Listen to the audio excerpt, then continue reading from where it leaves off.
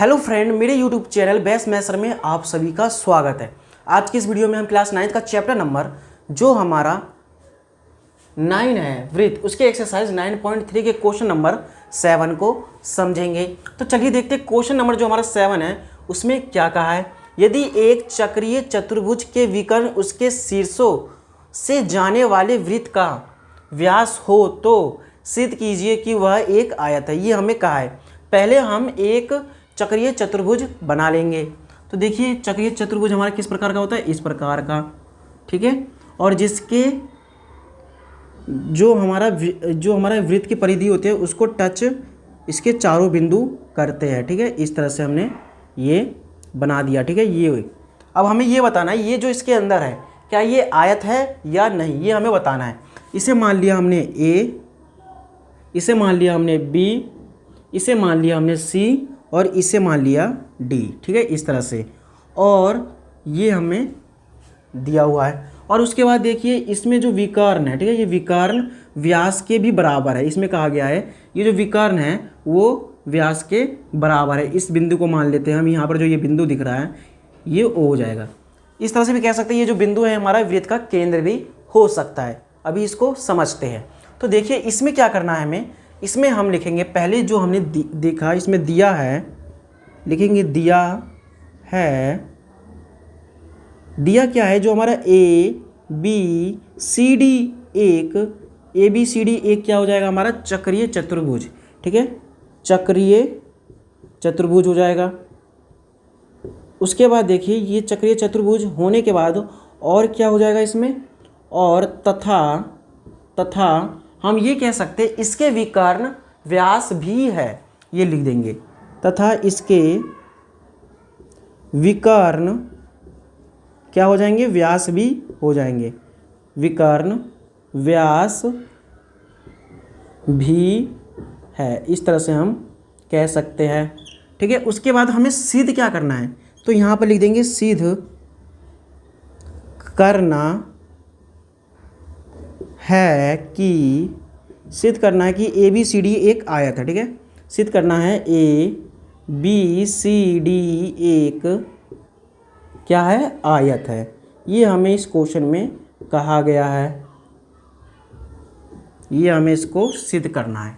तो चलिए देखते हैं, ये तो हमें क्वेश्चन में दिया हुआ था और हमने इसको इस तरह से डायग्राम में बनाया है। तो देखिए इसको सिद्ध करने के लिए हमें दो चीज़ चाहिए। पहला क्या कि विकर्ण जो है बराबर होना चाहिए, यानी कि जो विकर्ण है वो व्यास के बराबर होना चाहिए। मतलब कि इसमें ये कहा गया है, पहला चीज़ ये सिद्ध करेंगे और ये हमने पहला सिद्ध करना है। और दूसरा सिद्ध करना है कि ये जो है पर इस पर, यहाँ पर इस पर समद्वि भाजित होना चाहिए, ठीक है, समद्वि भाजित होना चाहिए। यदि ये दोनों सिद्ध कर दें हम तो इससे क्या हो जाएगा, यदि हम ये दोनों सिद्ध कर दें तो ये एक आयत हो जाएगा, ठीक है। तो चलिए सिद्ध करते हैं। पहले बताना कि विकर्ण व्यास के बराबर है या नहीं, ये हमें बताना है। यानी कि ये जो हमारा AC है वो DB के बराबर है या नहीं, ये जो हमारा दोनों विकर्ण है ये आपस में बराबर है या नहीं। तो देखिए हमें करना है क्या, AC जो है, ठीक है, AC बराबर किसके, DB, ये हमें सिद्ध करना है।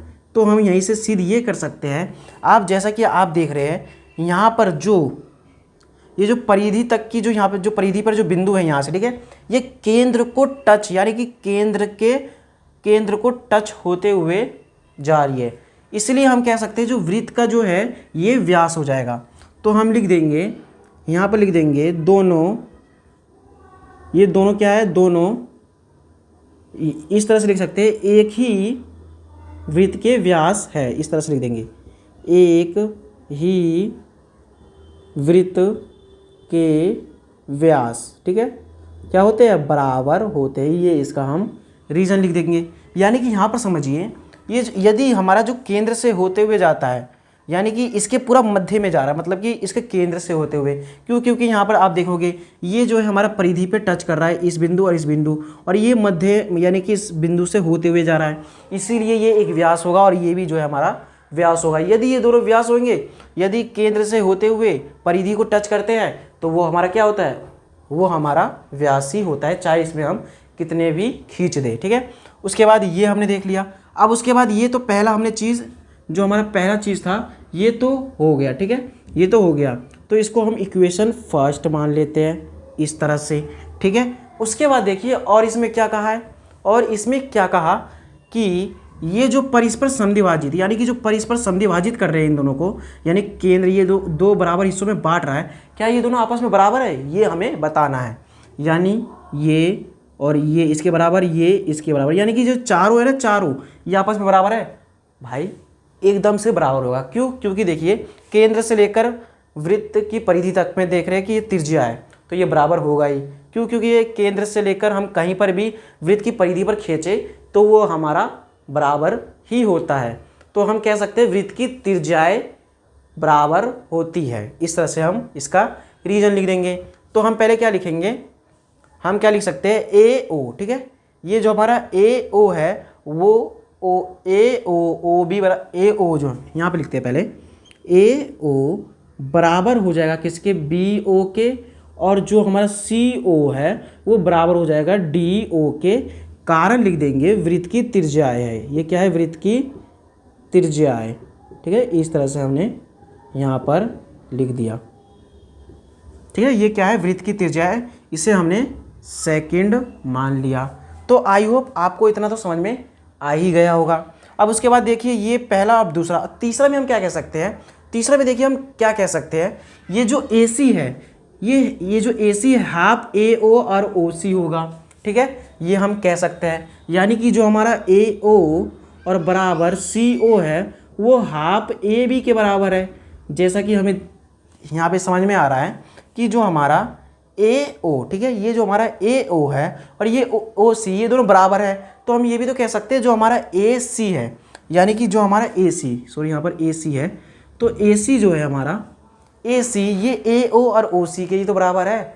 यानी कि ए सी जो है हमारा ए सी वो हाफ ए सी तो है, यानी कि हाफ ए सी मतलब ए ओ भी हो सकता है या फिर सी ओ, यानी कि हम कह सकते हैं ये तीनों बराबर है। ठीक है, इस तरह से भी हम कह सकते हैं। और क्या कह सकते हैं, और हम क्या कह सकते हैं, और ये भी कह सकते हैं ये जो डी बी है, ठीक है, डी बी जो है डी ओ और ओ बी, ठीक है, ये D B half D B है, इस तरह से भी कह सकते हैं। तो हम लिखेंगे ओ बी ओ बराबर डी ओ बराबर हाफ बी डी बी, हम इसको कह सकते हैं। ठीक है, तो आई होप आपको इतना समझ में आ गया होगा। तो इसको हम मान लेते हैं इक्वेशन थर्ड। इतना में तो आपको कोई दिक्कत नहीं हुआ होगा। ठीक है, ये बहुत ही इजी तरीके से इतना आपको समझ में आ गया होगा, इसमें ज़्यादा कुछ था नहीं। अब ये हमने 3 निकाल दिया, तो यहाँ पर हम लिखेंगे समीकरण फर्स्ट व सेकंड और थर्ड से क्या हो जाएगा, ये जब हमने इतना कर लिया तो ये एक क्या हो जाएगा, आयत सिद्ध हो जाएगा। तो लिख देंगे यहाँ पर एक लाइन खींचेंगे, लिख देंगे समीकरण। ठीक है, जो समीकरण हमने निकाला, एक फर्स्ट सेकंड और वह जो हमारा थर्ड है, ठीक है, उससे क्या हो जाएगा हमारा, चूँकि क्या हो जाएगा यहाँ पर ए बी सी डी, एक क्या हो जाएगा, आयत सिद्ध हो जाएगा, सिद्ध एक आयत है। ठीक है, आयत है, यही हमें सिद्ध करना था। ठीक है, तो हो जाएगा हैंस प्रूव्ड, यानी कि इति सिद्धम। इस तरह से जो है क्वेश्चन नंबर जो हमारा 7 था, ठीक है, क्वेश्चन नंबर जो 7 था हमारा, उसका सॉल्यूशन हुआ। तो आई होप इसमें ज़्यादा कुछ नहीं था, आपको अच्छे से समझ में आ गया होगा। ठीक है, तो मिलेंगे अब हम मिलेंगे नेक्स्ट वीडियो में। जब तक के लिए धन्यवाद और थैंक यू।